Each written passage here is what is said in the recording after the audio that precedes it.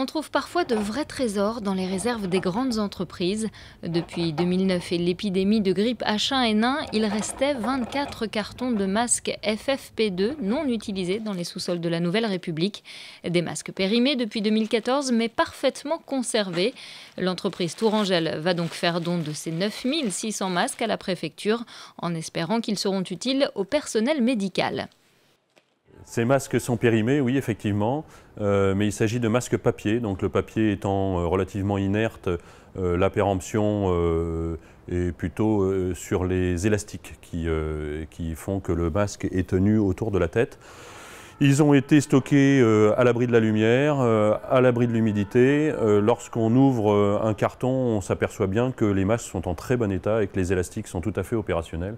Donc aujourd'hui, ces masques peuvent tout à fait fonctionner et assurer la protection des gens qui les porteront. Oui. Et ça tombe bien, car en Touraine comme partout, on manque cruellement de protection. Le personnel hospitalier, mais aussi les infirmières libérales et les aides-soignants ne sont pas suffisamment dotés. La SAD HAD vient d'ailleurs de lancer un appel aux dons pour équiper ces 700 aides à domicile qui se rendent chaque jour chez leurs patients. L'association a besoin de masques, de gants et de gel hydroalcoolique.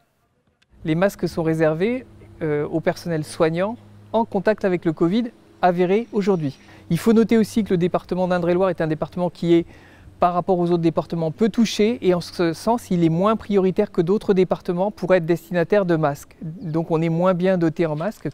Alors qu'en 2010, le gouvernement avait en stock 1 600 000 masques, selon le ministre de la Santé, Olivier Véran. À son arrivée au gouvernement, il n'en restait plus que 150 millions. L'État pensait qu'en cas d'épidémie, les capacités de fabrication et d'approvisionnement ne seraient pas touchées.